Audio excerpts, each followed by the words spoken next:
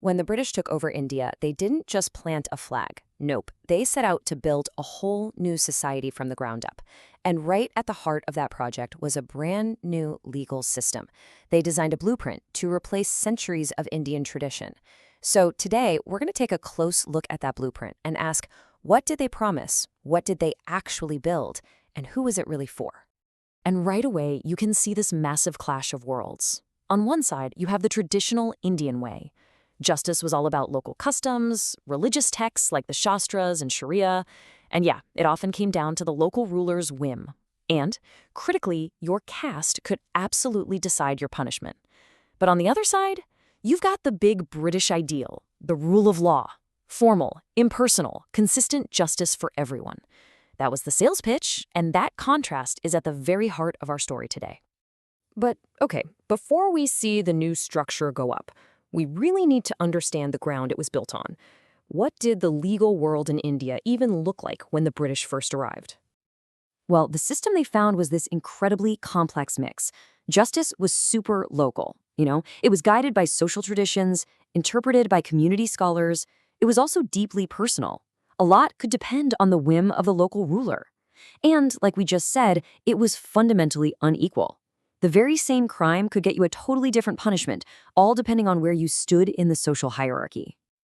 So into this world, the British dropped two ideas that sounded, well, completely revolutionary for India at the time. First, the rule of law. This meant the government would be run by predictable laws, not just a ruler's mood. And second, equality before law. The idea that everyone, and I mean everyone, is the same in the eyes of the court. This was the promise, the grand blueprint for a modern judiciary. So the construction begins. The first phase really kicked off under Governor-General Warren Hastings, all the way back in 1772. He was the one who laid down the initial framework, the very first pillars of this whole new system. What's pretty amazing about Hastings' first plan here is just how logical and organized it looks. He set up a two-track system. On top, you've got civil cases, or Diwani, with a local district court and then a higher appeals court. And below that, you've got the exact same setup for criminal cases, the Fauzdari. It's a neat pyramid of authority. At the local level, a European collector acted as the judge in civil courts, while an Indian officer handled the criminal court. But, and this is a big but, always under the watchful eye of a British supervisor.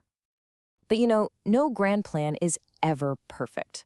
Almost immediately, this new building started showing some serious cracks as different parts of the colonial government began fighting for control. Just a year later, the Regulating Act of 1773 created a massive headache. It set up a brand new Supreme Court in Calcutta, but it totally failed to spell out who had the final say, this new court or the Governor-General's Council. This kicked off a huge power struggle. The Supreme Court started applying English law while the Council tried to hold on to its own power. It was a confusing, chaotic start. To sort out this mess, Lord Cornwallis came in and did a major redesign. He made two really crucial changes. First, a real separation of powers. The collector, who used to be both taxman and judge, was now just the taxman. A new, dedicated judge-magistrate would handle the courts. Simple, right? Second, he added a whole new layer of circuit courts to handle the more serious criminal cases, making the whole system more specialized and robust. Okay, so having a structure of courts is great, but it's not enough. For the system to be truly consistent, it needed a single standard rulebook that every single court could use. So the next big phase of the project was creating that unified code of law. And this timeline shows you this was not an overnight job. It took decades. It all started with these early attempts, like a translation of Hindu laws in 1776. A really important step came in 1831, when William Bentinck started giving Indian judges more actual authority. But the real game changer? That was the 1833 Law Commission, led by the famous Lord Macaulay.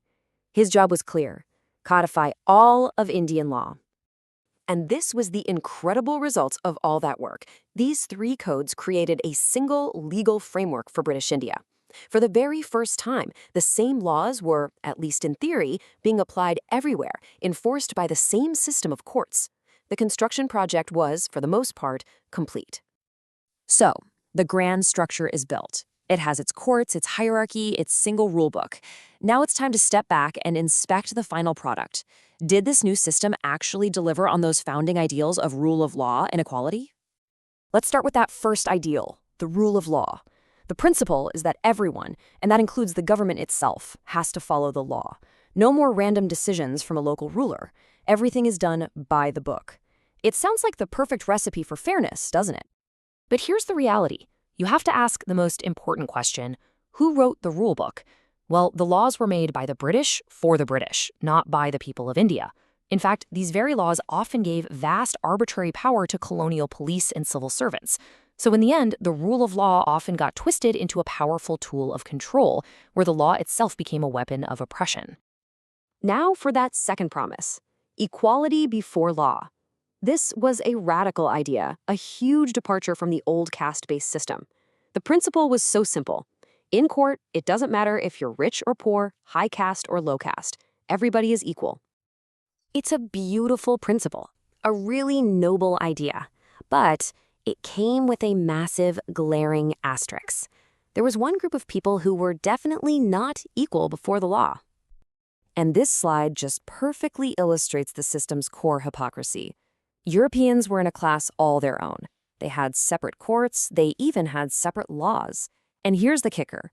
In a criminal case, a European could only be tried by another European judge. An Indian judge, no matter how experienced or high-ranking, was legally forbidden from presiding over that case. So much for equality. It clearly didn't cross the color line. And beyond the blatant racial bias, for the average Indian, the new system was simply a nightmare to navigate. Justice became incredibly expensive. The fear of court fees alone could make a poor farmer just give up. The new laws were complex and written in a foreign language. The system was famously slow, with cases dragging on for years and years.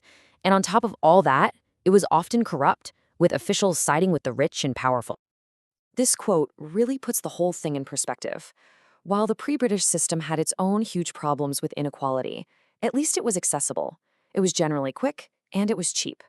The new British system, for all its grand talk about modernity and fairness, ended up locking the vast majority of people out. It just created a whole new kind of injustice. So we're left with this huge question.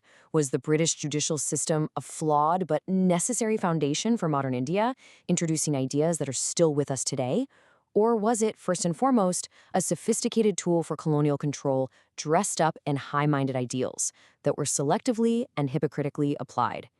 The blueprint was grand, but the building itself tells a much, much more complicated story.